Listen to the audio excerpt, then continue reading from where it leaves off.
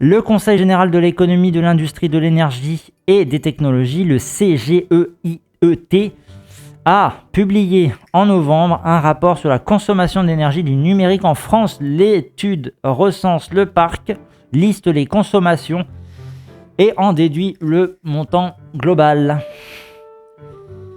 Les résultats sont plutôt rassurants au premier abord par rapport à 2008. Ce nouveau document note que la consommation numérique semble stabiliser au niveau français, tout comme l'emploi et la valeur ajoutée du secteur.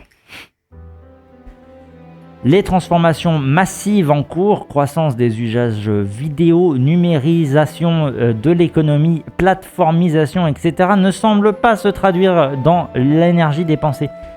Un constat qui s'expliquerait par les gains en efficacité énergétique et par le fait que la progression de la consommation des smartphones, des data centers, donc centres de données, a été compensée par le déclin des télévisions et PC. Ces conclusions optimistes méritent toutefois un examen plus approfondi. Alors, 61 millions de smartphones en France. Avant tout, voici quelques repères donnés par le rapport pour appréhender l'ampleur du parc numérique français. Le pays compte 61 millions de smartphones en service, 64 millions d'ordinateurs, 42 de téléviseurs, 42 millions je pense, parce que 42 de téléviseurs ça fait pas beaucoup, 6 millions de tablettes et 30 millions de box. Ces volumes déjà importants sont toutefois à prendre avec des pincettes. Les auteurs du rapport estimant avoir fortement sous-évalué les équipements professionnels. Donc là, on s'est pas assez intéressé aux professionnels et à ceux qui étaient possédés par les entreprises et tout ça. Apparemment, on s'est intéressé plus à nous, vous et moi, les gens lambda, les randoms du monde de la France.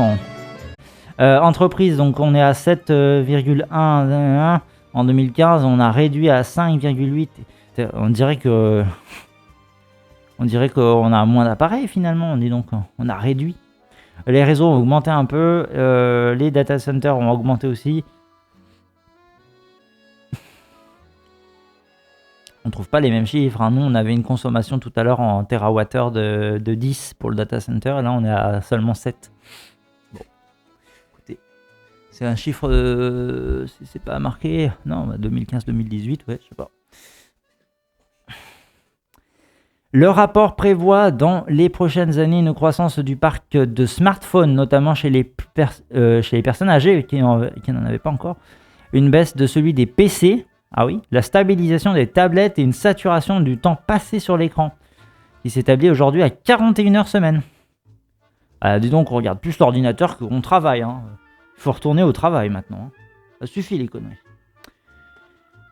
Le texte suggère néanmoins de rester attentif, notamment sur les nouveaux usages, la vidéo 4K puis la 8K, les jeux vidéo sur cloud via la 5G, la voiture connectée ou l'autonome, l'installation grandissante de centres de données en France, le stockage de données.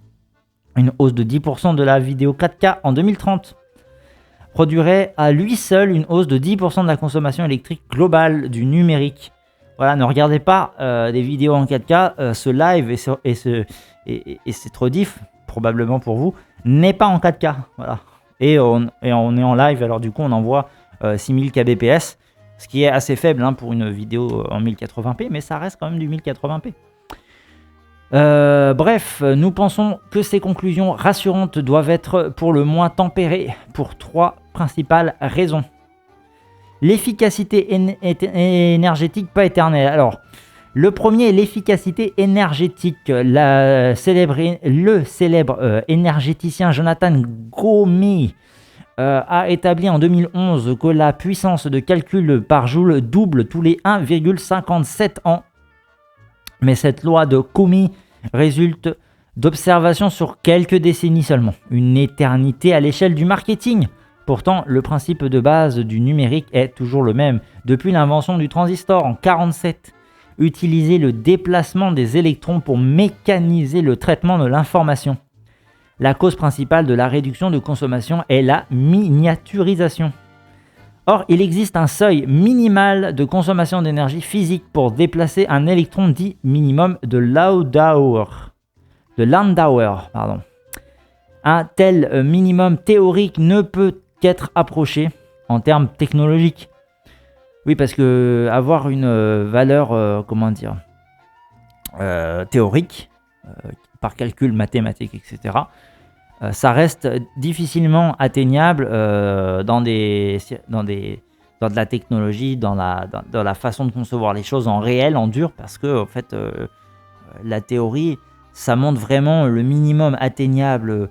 Si tout était parfait, si l'agencement n'était pas forcément pris en compte, etc. Mais dès que vous agencez, dès que vous voulez certaines choses, il y a des choses qui sont plus faisables avec la théorie. Sinon, ça serait trop compliqué. Ce qui signifie que l'efficacité énergétique va ralentir puis s'arrêter. Plus la technologie le coûtera, plus les progrès seront difficiles. On retrouve en quelque sorte la loi des rendements décroissants établie par Ricardo, voici 2 siècles, à propos de la productivité de la Terre. Ricardo, intéressant, sur l'économie, sur effectivement la productivité, etc. La seule manière de surmonter la barrière serait de changer le paradigme technologique, déployer l'ordinateur quantique à grande échelle, dont la puissance de calcul est indépendante de sa consommation énergétique. Mais le saut à accomplir est gigantesque et prendra des décennies s'il se produit. Alors, l'ordinateur quantique dans votre salon, c'est pas pour demain, on va pas se mentir. Ça demande du matériel de fou, ça demande des conditions bien particulières. Voilà, on va pas se mentir, vous n'êtes pas prêt à avoir ça chez vous.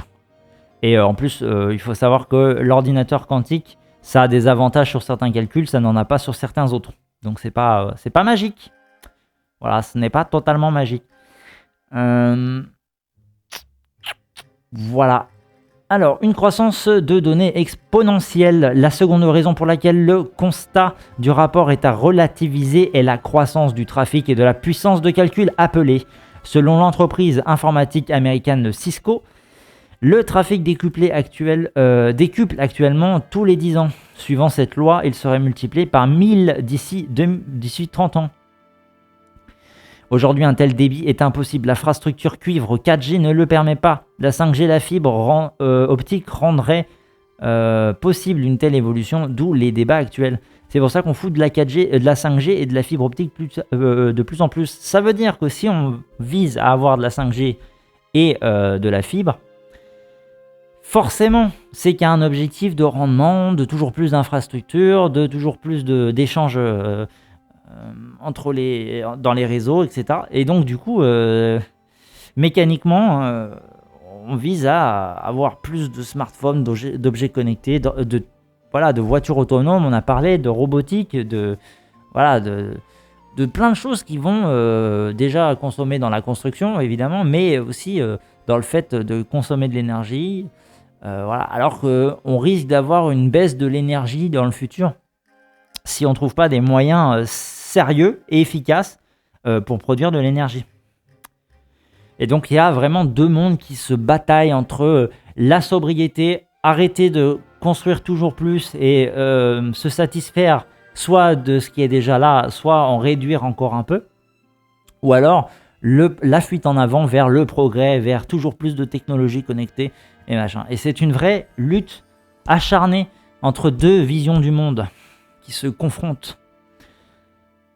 Regarder une vidéo sur smartphone implique que des machines numériques, téléphones, centres de données exécutent des instructions pour activer les pixels de l'écran, générant de l'image et son changement. Les usages du numérique génèrent aussi de la puissance de calcul, c'est-à-dire une quantité d'instructions exécutées par les machines. Cette puissance de calcul appelée n'a pas de rapport, oui c'était bon, cette puissance de calcul appelée n'a pas de rapport évident sur le trafic. Un simple SMS peut aussi bien déclencher quelques pixels sur un Nokia ou un supercalculateur, même si bien entendu la consommation d'énergie ne sera pas la même. Dans un document datant déjà d'il y a quelques années, l'industrie des semi-conducteurs a tracé une autre loi. celle de la croissance régulière de la puissance de calcul appelée à l'échelle mondiale. L'étude montre qu'à ce rythme, le numérique aurait besoin, en 2040, de la totalité de l'énergie mondiale produite en 2010. Waouh! Donc toute l'énergie qu'on a produite en 2010, on en aura besoin pour 2040. Ce résultat vaut pour des systèmes prévus du profil moyen de performance de 2015, date de rédaction du document. L'étude envisage aussi l'hypothèse d'un parc mondial pourvu d'une efficacité énergétique 1000 fois supérieure. L'échéance ne serait décalée que de 10 ans, en 2050. Si l'ensemble du parc atteignait la limite de Lauder, ce qui est impossible, alors ce serait 2070 que la totalité de l'énergie mondiale en date de 2010 serait consommée par le numérique. Donc voilà, donc au meilleur des cas, on gagnerait 10 ans voilà, sur ce fameux 2040 qui consommerait toute l'énergie de 2010. Bon, bah voilà, avec une meilleure efficacité, on arriverait à 2050 finalement. C'est en 2050 qu'on aurait besoin de ce qu'il y a là en 2010. Mais ça pose toujours un problème en fait, dans tous les cas. Parce qu'en en fait, on n'arrive pas à stabiliser, on va toujours plus en avant. C'est le capitalisme. Hein. On produit pour vendre plus, pour reproduire encore plus, pour vendre encore plus, pour produire encore plus, pour voilà, hein, productivité, chiffre d'affaires, j'allais dire PIB, augmentation du PIB chaque année, etc. Ça engendre forcément une fuite en avant de l'énergie consommée, du nombre de choses créées, de la pollution induite et tout le bordel. Numérisation sans limite. Le rapport ne dit pas que les usages énergivores ne sont pas quelques pratiques isolées de consommation étourdies. Ce sont des investissements industriels colossaux justifiés par le souci d'utilisation, d'utiliser les fantastiques vertus immatérielles du numérique. De toutes parts, on se passionne pour l'IA. L'avenir de l'automobile ne semble plus pouvoir être pensé hors du véhicule autonome. Microsoft envisage un marché de 7 milliards de joueurs en ligne. L'e-sport se développe. L'industrie 4.0 et l'Internet des objets connectés, IDO, sont présentés comme des révolutions irréversibles. Le big data et le pétrole de demain, etc., etc. Donc ça, c'est la fameuse fuite en avant. On va toujours vers plus de jeux vidéo, plus de contenu en ligne, de vidéos en ligne, de live en ligne, de e-sport, de automobile autonome. Il n'y a pas d'autre façon de penser. On ne peut pas s'imaginer que finalement la voiture c'est pas si bien, que du coup on pourrait réfléchir à une autre façon voilà, d'utiliser et de se transporter les uns les autres. Pourquoi pas ne revenir par exemple qu'au train pour se déplacer, au train, au bus, à des transports en commun. Non, il faut qu'on ait une automobile unique, autonome par personne. Ce genre de choses. Il faut absolument que la voiture de demain soit connectée.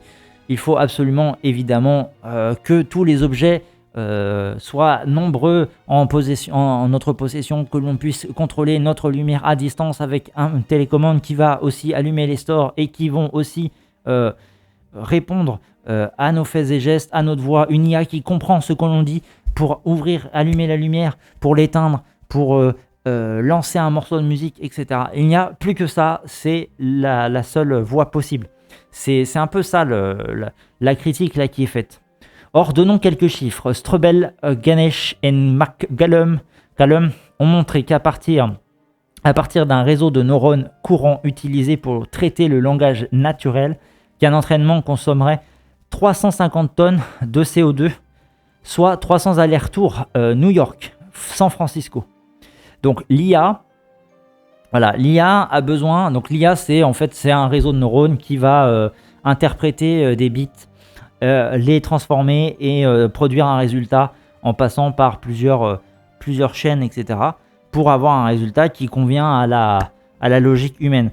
Ça veut dire que par exemple pour traiter un chat, par exemple, on va utiliser 6 neurones dans un réseau de neurones qui va interpréter chaque pixel pour en faire un résultat, par exemple, sur un seul neurone, ou sur, par exemple, admettons, on passe de 6 neurones à 3, puis ensuite à 1, ça donne un résultat, et le résultat peut être « Ah, c'est un chat !» Voilà. Et pour que l'ordinateur trouve et remplisse le rôle qu'on lui assigne, on va lui dire « Voilà, donne-nous des réponses. Nous, on va te dire si c'est vrai ou pas, si c'est bien ce qu'on cherche. » On va donner plein d'images avec des animaux, Et à chaque fois qu'il y a un chat, il faut que le résultat soit chat. Et si l'IA programmée à base de robots, de réseaux de neurones, trouve un chat et qu'on lui dit que c'est un chat, il va ajuster. Voilà. Et si c'est pas la bonne réponse, on va lui dire non, ça c'est pas un chat, c'est pas ce qu'on te demande, ou là tu t'es trompé, t'as dit un chien alors que c'est bien un chat. Voilà, il va ajuster quelques trucs et il va devoir faire des répétitions, un peu comme un stade d'évolution, être testé au fur et à mesure pour... Alors évidemment, tout ça se fait en pratique très rapidement, avec les puissances de calcul, etc. Et on se retrouve à avoir une IA qui a besoin d'entraînement pour comprendre ce que c'est un chat. En fait, il ne comprend pas vraiment ce que c'est, mais il comprend que nous, ce qu'on veut comme réponse, c'est un chat quand c'est un chat. Et donc du coup, voilà. Et pareil pour le langage humain, pour qu'ils comprennent, on va utiliser des réseaux de neurones pour comprendre les mots que l'on utilise, etc. Qu'on arrive à, par exemple, dire un mot d'une certaine façon et d'une autre tonalité, d'une autre façon de le dire, il faut quand même que l'ordinateur soit capable de comprendre ce mot, et on passe par ce système de réseau de neurones. Pareil, on l'entraîne, et on voit que cet entraînement qui est rapide, mais qui demande quand même beaucoup de temps, en fait, il va faire plein d'exécutions sur un temps, et finalement, il va devenir de plus en plus performant. Et tout ça consommerait 350 tonnes de CO2. Et donc, du coup, ça serait l'équivalent de faire des allers-retours New York-San Francisco à hauteur de 300 allers-retours. C'est quand même énorme. Énorme. En 2016, Intel annonçait que la voiture autonome consommerait 4 pétaoctets par jour.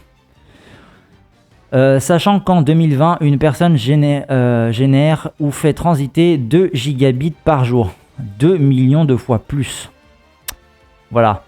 Donc là, une voiture autonome, on lui donne tellement de données et on lui donne tellement de systèmes d'apprentissage par réseau de neurones et tout ce qui est impliqué avec tous les capteurs, etc., que ça, c'est l'équivalent de 4 pétadoctets. Alors, 4 pétadoctets, vous ne les avez pas sur vos disques durs, d'accord ?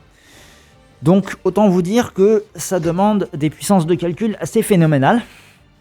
Et donc, du coup, ça demande une consommation beaucoup plus énergivore à le traitement de cette machine pour savoir que là, il y a un être humain, il ne faut pas que je lui fonce dessus, il faut que je freine. Là, il y a un passage piéton, il faut que je laisse passer le piéton. Là, il y a la ligne blanche, il ne faut pas la dépasser, il faut rester sur ce truc-là. Là, il y a une voiture qui vient s'interpréter là, du coup, il faut que je ralentisse rapidement. Et si elle arrive très tôt, il faut que je mette un freinage sec, etc. Et tous ces traitements à faire, il faut que ça soit en temps réel rapide. Et donc du coup ça fait énormément de données. Alors qu'un être humain, ça lui coûte beaucoup moins d'énergie a priori pour faire cette même tâche. Mais forcément, un être humain entraîné et un ordinateur entraîné, enfin une IA entraînée à faire une voiture autonome, c'est pas la même, c'est pas la même efficacité, on va dire. A priori, ce qui est prévu, c'est d'avoir une voiture autonome qui soit plus réactive, plus efficace, qui permettent d'un transport plus fluide des êtres humains par rapport à des êtres humains qui conduiraient, qui s'arrêteraient, créeraient des bouchons en s'arrêtant en plein milieu, en s'arrêtant pour aller se battre et tout ça. Bon, vous voyez ce que c'est un être humain. Bon, vous le mettez dans une voiture, il se passe des choses. Et ben voilà. C'est pas tout à fait aussi efficace. Ça peut mener à des accidents, mais ça veut pas dire que la machine ne peut pas non plus conduire à des accidents. Mais le but du jeu, c'est quand même que la machine fasse mieux, entre guillemets, que l'être humain, fasse moins d'accidents, etc. Et tout ça, ça demande des puissances de calcul. Est-ce que ça vaut le coup d'avoir autant d'énergie dépensée, sachant que ça a des répercussions sur le monde entier? Mais je ne sais pas. Moi, je pense que peut-être, d'après la consommation que ça induirait, ça serait pas avantageux, parce que ça veut dire qu'on va avoir tellement de choses connectées, qui consomment tellement de pétaoctets de données, de traitement, de calcul, de mémoire, de tout ça, que finalement ça coûte beaucoup trop cher, parce que dans 25 ans, on ne pourra plus vivre sur Terre de toute façon. Il ne restera plus que des voitures autonomes isolées toutes seules qui navigueront dans les routes humaines où il n'y a plus d'humains, je ne sais pas. Ouais, évidemment, j'exagère le trait, mais vous voyez l'idée. Le chiffre annoncé en 2020 est plutôt de 1 à 2 terabits/heure, soit 5000 fois plus que le trafic individuel. Une caméra de surveillance enregistre 8 à 15 images secondes. Si l'image est de 4 MO, on arrive à 60 MO secondes sans compression, soit 200 gigaoctets par heure. C'est tout sauf un détail dans l'écosystème énergétique du numérique. Le rapport EDNA et de l'IEA pointe ce risque. La vidéo volumétrique à base de caméra 5K génère un flux de 1 Teraoctet toutes les 10 secondes. Intel estime que ce format est le futur d'Hollywood. Donc voilà, c'est ce que je vous disais avant aussi, par rapport au graphique là qui nous gênait. La qualité d'image, la quantité de données envoyées dans l'image, si elle est brute, si elle est compressée, si elle a besoin d'être compressée avant, etc. En général, par exemple, quand on fait un live, évidemment, il va y avoir un traitement d'encodage, donc on va compresser la vidéo pour l'envoyer sur le numérique, mais évidemment, elle génère quand même un format brut à la base. Et évidemment, si on envoie un 1080 ou un 4K ou un 8K avec un bitrate moins élevé, plus élevé en fonction de machin, plus la quantité d'images par seconde, etc. Forcément, c'est pas la même quantité de données, c'est pas la même taille de données, et donc du coup c'est plus lourd. Forcément, si c'est une haute résolution avec beaucoup de bitrate, avec beaucoup de frames par seconde.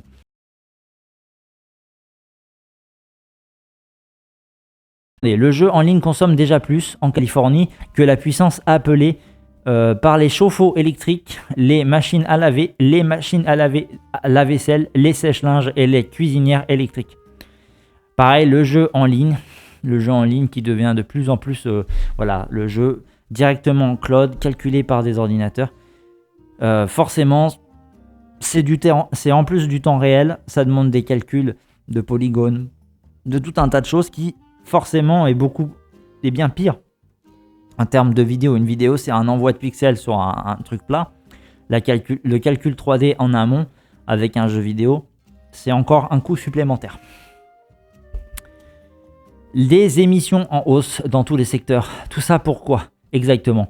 C'est le troisième point. En quoi le numérique contribue-t-il au développement durable, à réduire les émissions de GES, à sauver les sols, la biodiversité, etc.